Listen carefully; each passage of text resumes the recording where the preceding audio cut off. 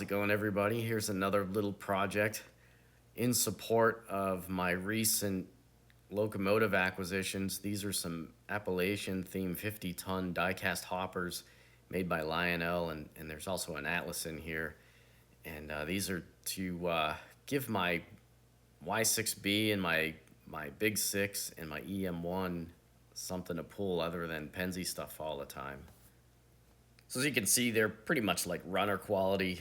I didn't get all the boxes with them.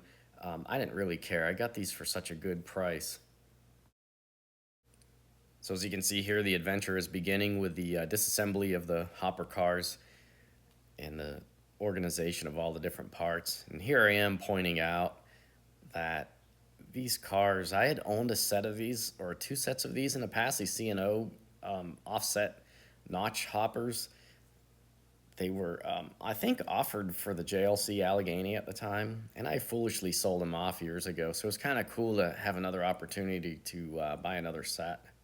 That Oxide New York Central car there was actually part of a Century Club set Lionel offered. So there's some modern, recent train production history here in this pile of cars. Lionel used to like screening their built dates on these cars back then. You can see there's some paint damage on this car too from storage. I don't think these cars were stored in optimal conditions. You can also see there's some zinc rot or zinc pest on here too, which doesn't concern me too bad. I mean, these cars are going on 17 years old. If I got another 10 years out of them without having to deal with any further spreading of that, I'd be fine. Probably should have mentioned, if you don't gather by now, that these are all die-cast cars, this batch here. So these are different variations of Lionel's 50-ton hoppers that were made during that time. You can see some more paint damage, some imprints from the packaging. These things must have been stored for a long time. Yeah, I mean, the newest ones I have here are like 2008. These things are getting old. So, I don't know. I remember this set was 2005. That was around the time the JLC Allegheny came out. Man, I had that engine. I loved it, but the sounds were just kind of lame. The whistle was not correct. I ended up selling that engine kind of too cheap. I regret it now, but maybe if they ever reissue it, I'd get it again. And here's the KD process. I've got the ends drilled out using my least favorite tool in the shop, the drill press. I just cannot stand using it. So I typically will try to figure out where the KD box is going to land and use that as a pattern for drilling the holes. Yeah, straight enough, I think. I just tacked it in there. Cool. I'll go wash it up and throw it on the pile. I like these notch hoppers. I don't know if they're like 100% prototypically correct, but pretty cool. Oh man, well, it's inevitable. Drill enough of these holes, one's gonna come out screwed up. Anyway, let's see if I can fix my screw up here.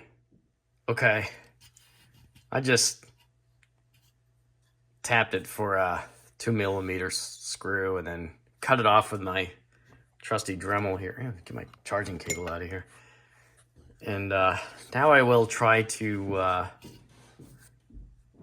recenter this hole. All right, 5400 here to the rescue. So I tapped and filled that hole with a 2mm screw and then cut it off. I actually C8'd it in there too, so it doesn't go anywhere. And I'm going to use my 5400 to restore the proper center. Restore the hole I should have drilled correctly in the first place. So here's my setup. Kind of grungy, but let's see if it works.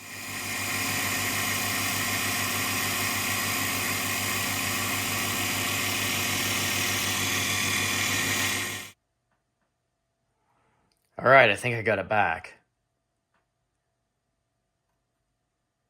like I demonstrated, I just tapped it out for the screw I was going to put in there anyway. Threaded the screw in there, cut it off with the Dremel cutoff. Of course, after I doped it with CA, and then took it to the Sure line, and then got a nice centered hole again.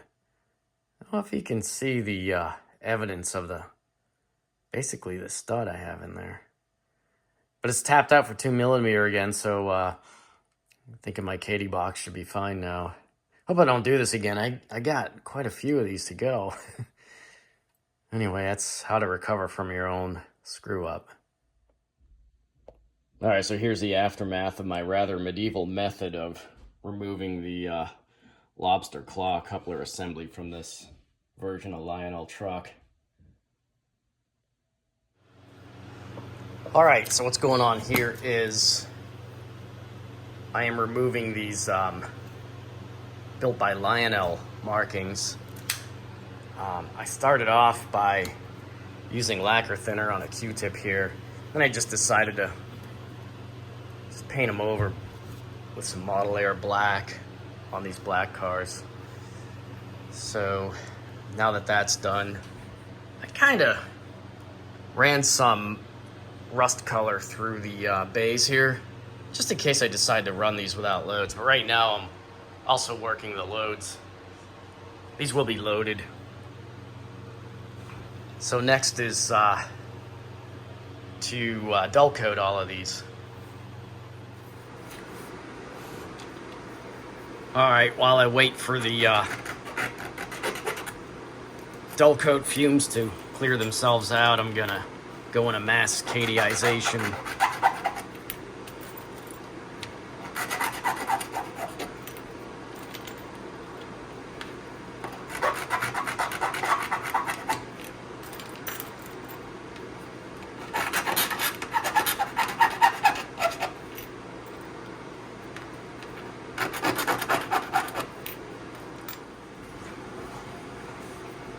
Hopefully, I got these holes straight enough.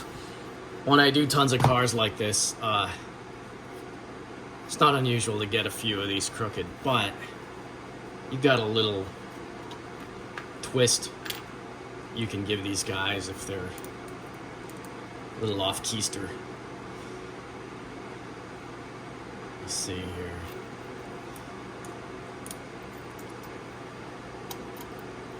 I like to use this 2mm hardware. That's what everything's drilled and tapped for. I don't know if I'm gonna have to cut some of this hardware down. Yeah, I think so. I really want to see if the heights are gonna be okay or if I have to shim these, so let me get the trucks on too and just give it a quick fit up.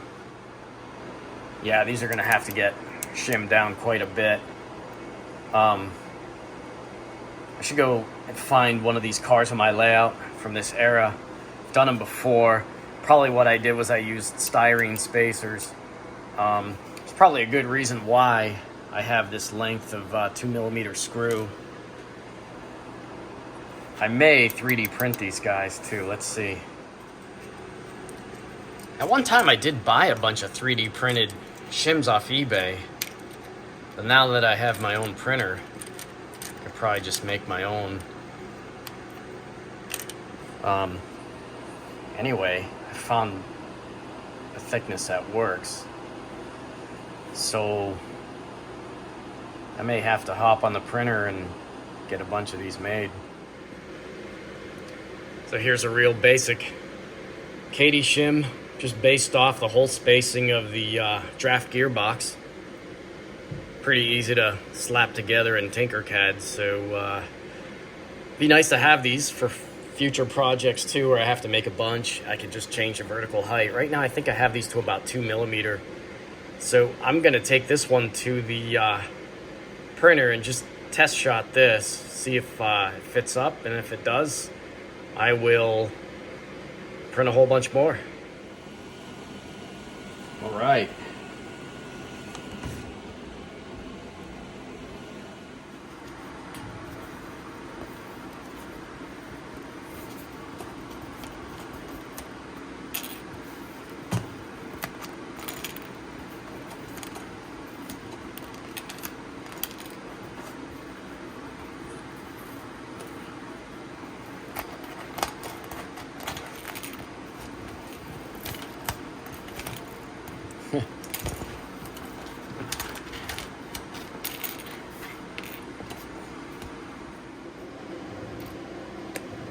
The Atlas cars seem to have a pretty good height. I don't think I'll mess with this. Okay, so here's my fleet weathering progress so far. What I am doing, now that I have all of the sides dull coated, I am doing a little bit of acrylic washing here, just with some basic tube acrylic colors. I really like working like this because if things go really bad, you could just simply wipe things down with water. But when this stuff tends to dry, it's pretty durable, you know. I don't get the sense. I mean, I've been using this stuff for years that, you know, you could just rub this stuff off with your finger or whatever. So right now what I've been doing is I've been using, I don't know, one of these foam brushes. I find these are pretty nice to get like a consistent wash down the side of a car. And you can see in the light here that it's not perfect yet, but what I'm trying to do is just get the sides kind of dulled up. And what I'm trying to do is get this subtle streaking going on here. So I've been just grabbing this brush, you know, I dip it in a little water, just tap water, and dip it into my paint here. And then I just grab one of these cars, you know, and I just start just running down the sides. And with the dull coat, you get a nice grab.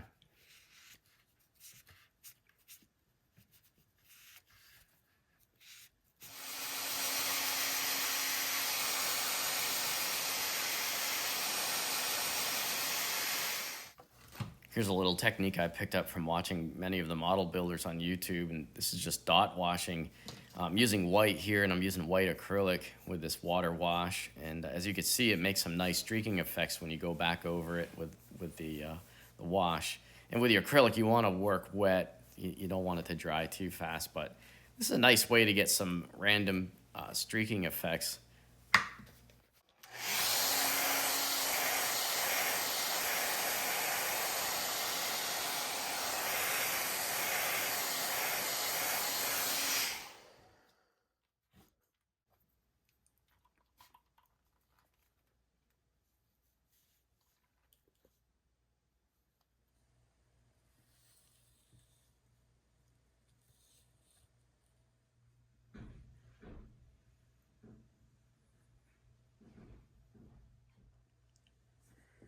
Okay, so all these hoppers now are washed over.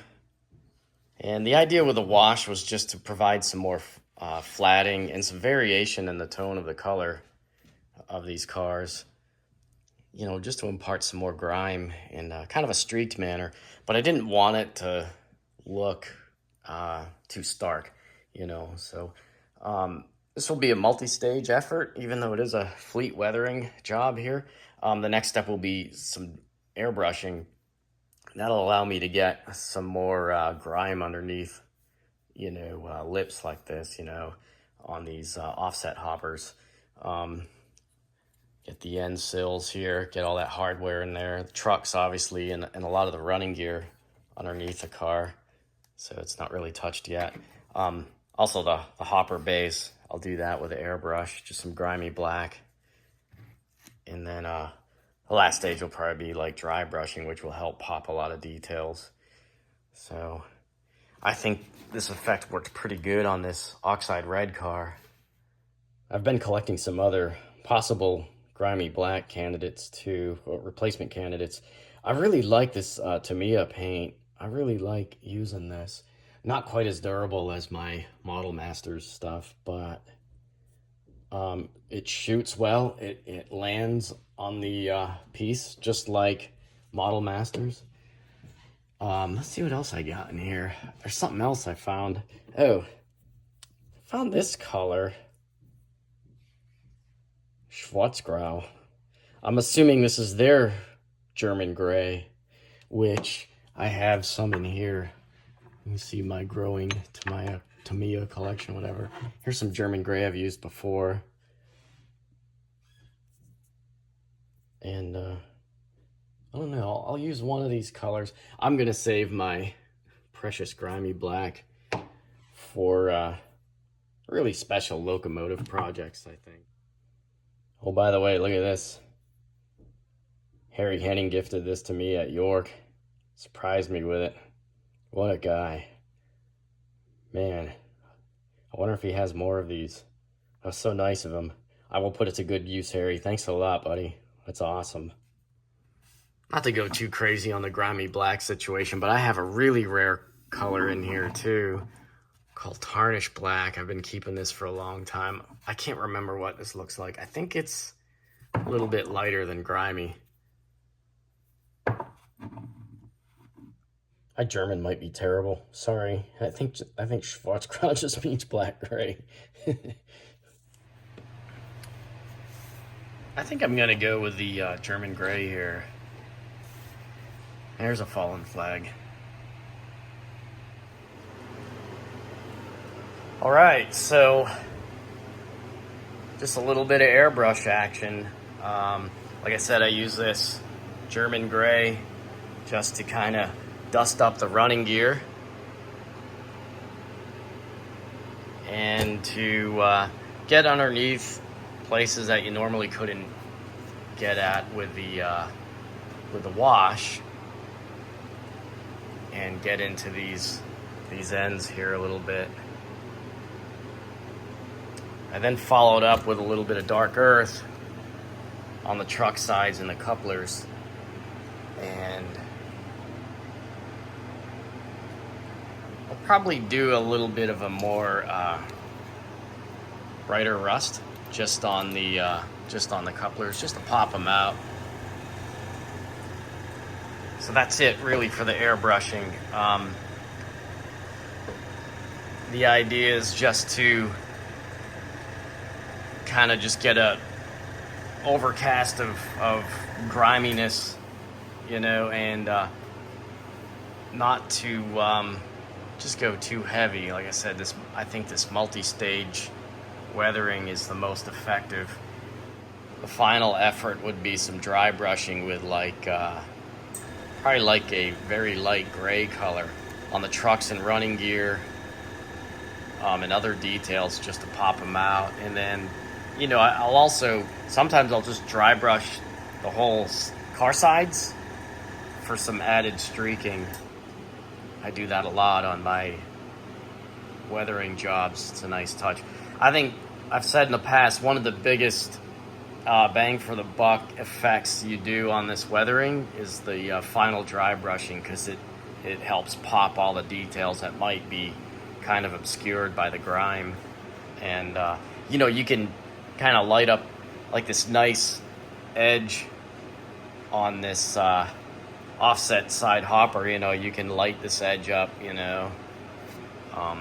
A lot of the effects of weathering I kind of feel are multi-purpose. Like dry brushing, it's almost like you're forcing light onto details, but it's also sort of a dust effect or a fade effect too.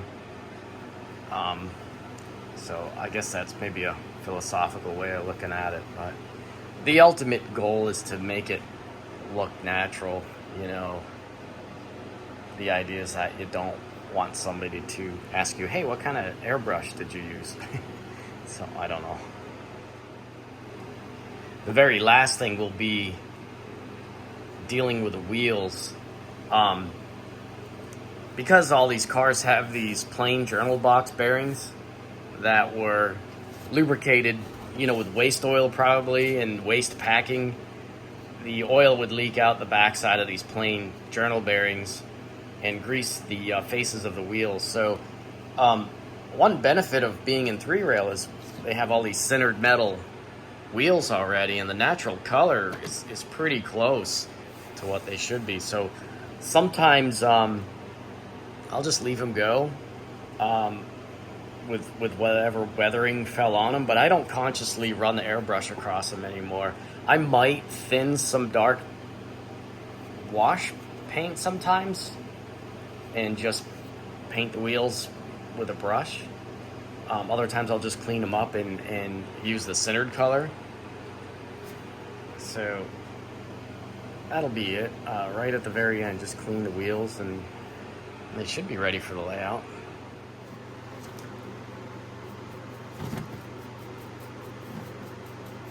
I don't know if you can see it lighting up this edge here,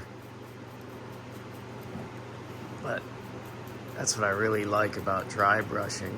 I'm just using, a fairly soft brush that hasn't been destroyed.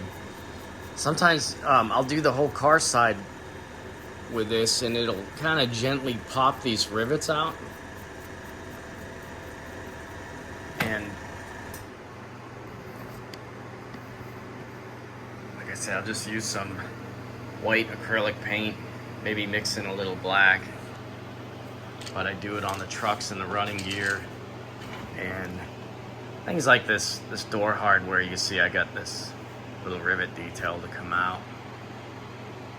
Do it along the trucks and the car ends. You can see it just helps pop that nice feature out.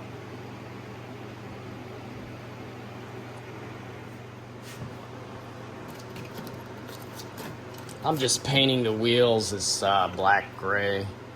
I think it'll be good enough.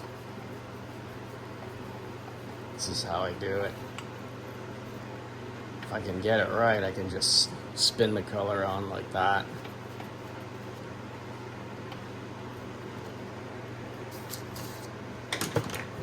Whoops.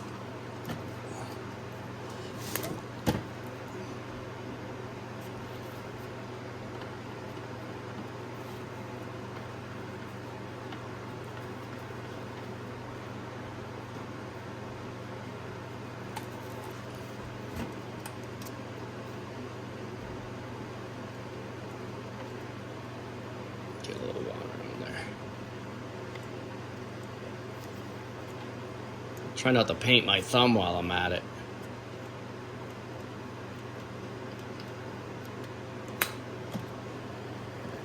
Just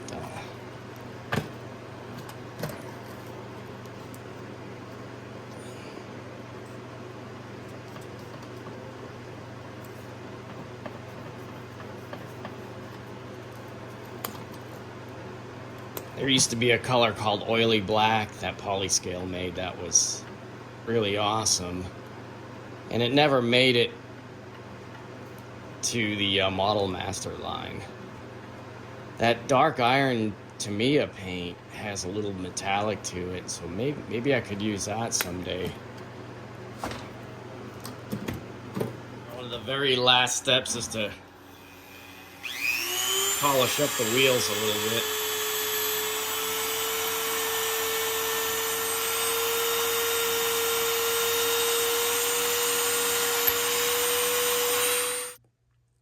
Okay, so I've got the Appalachian Dirty Dozen here, ready to head out to the layout.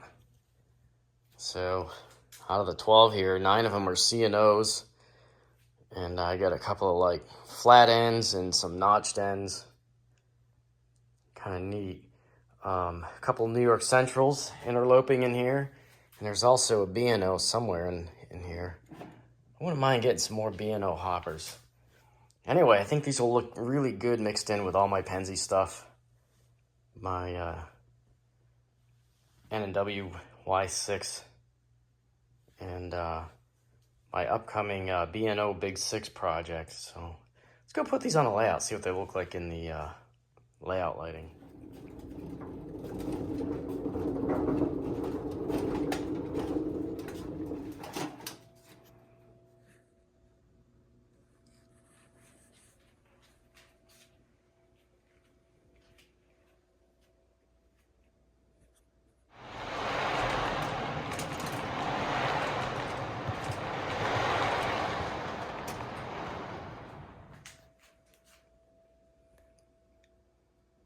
I think they look pretty cool on the layout.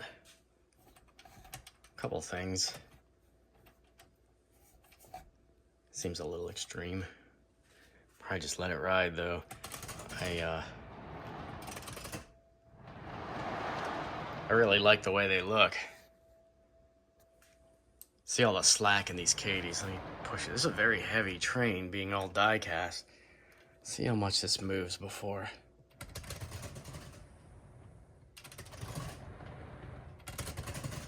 Yeah.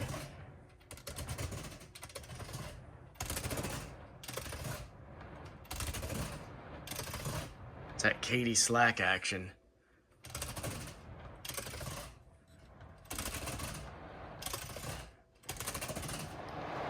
I think I'm gonna go grab the Y6 and drag these around the layout, see what they look like in motion.